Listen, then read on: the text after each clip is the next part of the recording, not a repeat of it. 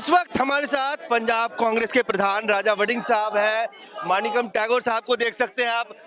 ये राजा साहब, जो ये मार्च हो रहा है, ये मार्च क्या सिर्फ गृह मंत्री ने जो बयान दिया उसको लेकर है या पूरा सत्र किस तरह से वॉक आउट हो गया? ये आप देखो ना, जो 70 में हुआ वो तो दुनिया ने देखा, लेकिन जिस प्रकार से अमित शाह जी के मुंह से सरस्वती माँ ने सच निकलवा दिया है, ये देश की जनता जान गई कि बाबा साहब अंबेडकर के बारे में, जो संविधान के निर्माता हैं, 75वीं संविधान के ऊपर हमने चर्चा हुई और बड़े बड़े गुणगान किए गए, झूठे गुणगान, और सच उनके मुंह से जो निकला कि क्या अंबेडकर अंबेडकर कर रहे हो, तो ये जनता जान गई देश की कि किस प्रकार का सम्मान बाबा साहब अंबेडकर का बीजेपी और गृह मंत्री साहब करते हैं। कल राहुल गांधी पे बड़े सीरियस चार्जेस लगाए गए कि राहुल गांधी ने 2 सांसदों को धक्का दिया, वो घायल हो गए, पर्चा तक दाखिल। तो भाई अच्छी बात है, राहुल गांधी तो कहते हैं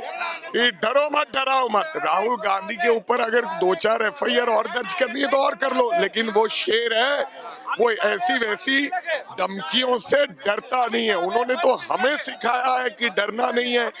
फिर जहां धक्का मारा है, चप्पे चप्पे पे पुलिस और फुटेज कैमरास लगे हैं, आप वो फुटेज क्यों नहीं निकालते? ये केवल और केवल एफआईआर करने का मतलब है कि बाबा साहब अंबेडकर का जो इशू है इसको डाइवर्ट करना है, कि लोगों का ध्यान इससे हटाएं। नई कहानी चल पड़ेगी, राहुल गांधी ने मारा धक्का तो वहां पर उनके ऊपर हुई एफआईआर, ये चर्चा चल पड़े। लेकिन हम पर्चे चाहे हमारे ऊपर 15 और कर लो, लेकिन बाबा साहब अंबेडकर के बारे में जो आपने टिप्पणी की है उसके लिए अमित शाह जी को माफी मांगनी होगी। एक और चीज नहीं हुआ राजा साहब, किसानों के मुद्दे पे आप लोग चाहते थे कि केंद्र सरकार से चर्चा करे, डल्लेवाल साहब की सेहत बिगड़ रही है।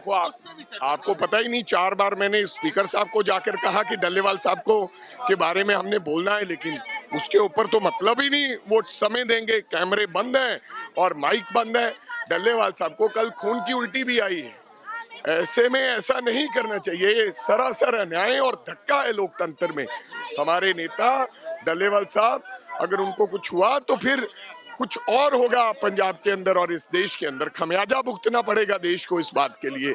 अभी भी समय है, ध्यान देना चाहिए। केंद्र सरकार को अपने वरिष्ठ लीडर्स, मंत्रियों को भेजकर बातचीत शुरू करनी चाहिए और बात करनी चाहिए। धन्यवाद राजा वड़िंग। साफ तौर से आप देखते हुए पंजाब कांग्रेस के प्रधान और तमाम जो सांसद है वो आपको एक साथ दिख जाएंगे कि किस तरह से लाइनों में लग के ये लोग जा रहे हैं, और ये दिखाने की कोशिश की जा रही है कि किस तरह से आप डिम्पल यादव को देख सकते हैं, तमाम जो और लोग हैं, ये आपको इन पंक्तियों में नजर आ जाएंगे कि किस तरह से के ऊपर जो केस दर्ज हुआ, जो मुकदमा दर्ज हुआ है, राहुल गांधी पे पर्चा दाखिल किया गया, उसको लेकर। और आप मेरे पीछे दिखाऊंगा कैमरे में कि किस तरह से देखिए राजा वड़िंग या तमाम जो और कांग्रेस के सांसद हैं वो किस तरह से कतार में आगे की तरफ। अब आगे की तस्वीर आपको दिखाता हूं कि किस तरह से ये जो पुराने संसद भवन का जो बिल्डिंग है वहां से निकलते हुए,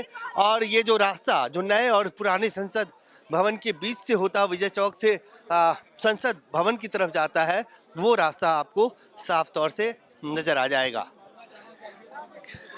कैमरामैन फिरोज के साथ अजय झा, दैनिक सवेरा, दिल्ली।